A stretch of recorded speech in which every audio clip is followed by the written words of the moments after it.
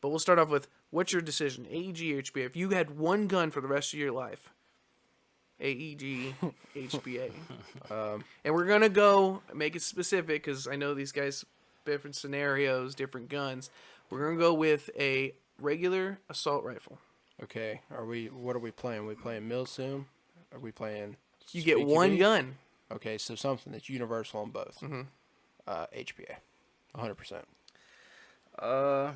It depends on, well, really, yeah, HPA. If I had an unlimited budget, it'd be Yeah. HPA.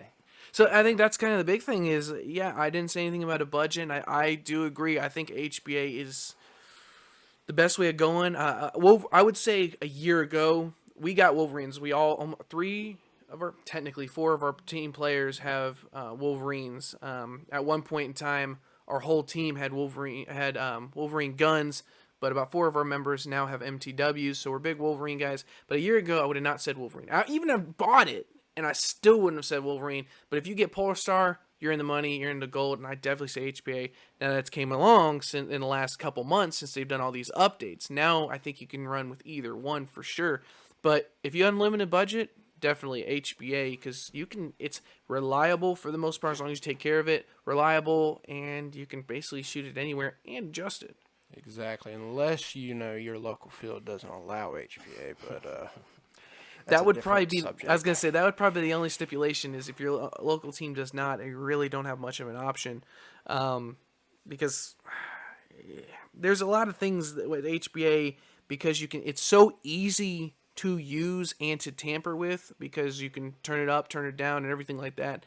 That local fields are just scared of it. That they don't want to deal with any type of problems or situations. So they just stick with the AEG because they know that that's a lot harder to change. What's crazy is now guns are getting almost easier and easier. There's not a lot, but there is a good few that you can change out a spring in 5 to 10 minutes, and there's your power right there. But okay, so now next one, pistol versus rifle. If you we're gonna go with Speaky B on this one because Milsim, obviously you're not gonna want to stick with a pistol the whole time Milsim, but Speaky B, pistol, rifle, and I didn't say you have to be a backline player, frontline player. I just said pistol or rifle. One gun. I could go either way, but I know how this conversation is gonna go with my buddy over here next to me.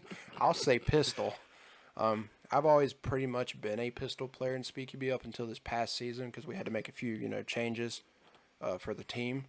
But I will say my pistols, my high capas, primarily my Glocks, they are, green gas ran, except for my high capas ran HPA.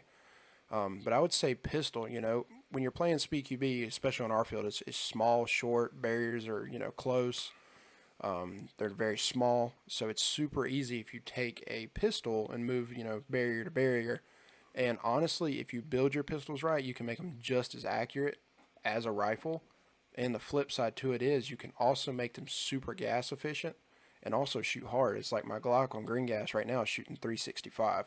Field limit's 400, and with a pistol, that's more than enough. And that's humping 2.5s. Mm-hmm. So I would say I like pistol and also like the aggressiveness it allows, versus a rifle. But I can go either way.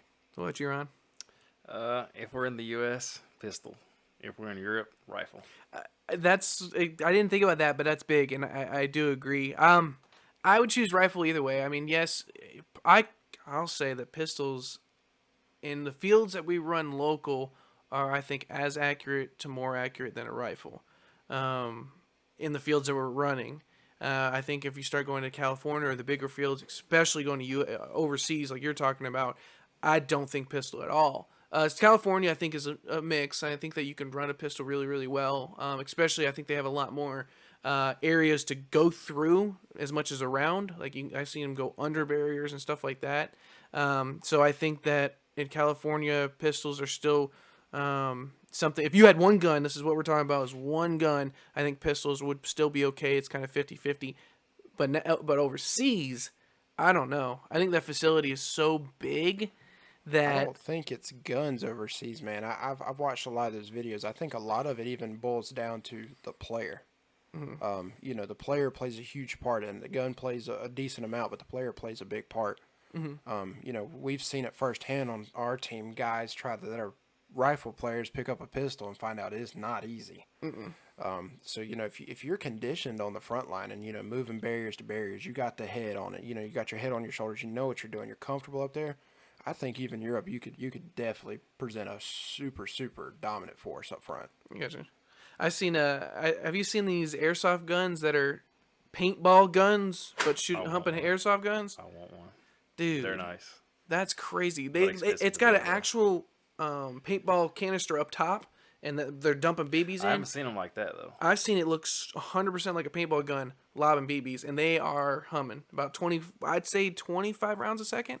I think if you're playing airsoft, you shouldn't be doing that. Personally, I feel like if you're wanting to do that, go play paintball. I agree, 100%. I think the whole point is to have a realistic gun. I think all these guns getting to like a paintball style. So the SSG-1, I think that's the gun by G&G. You guys got the drop stock. Drop stock and all that. Drop stocks, I do think is big, and I 100% agree with that. The whole barrel end, they're leaning more towards Speed QB or Spirit Soft. Like, hey, if you want to play this, here's the perfect gun for you, which is cool and great, and most people make that adjustment anyways. But I feel like you're getting out of the aspect of airsoft. It's my opinion, is what it is. Look at a lot of even the speed soft guys get ups like guns and stuff. I mean, they're not realistic whatsoever. You know, like I'm guilty of it. You know, like even the tap airsoft. You know, they're carbon fiber outer barrels. You're not gonna run that on a real steel. But yeah, and Speed QB, you know, making the guns light and as fast as you can. You know, those things that's where it's at, man. I mean, you know, the unrealistic is a lot of them.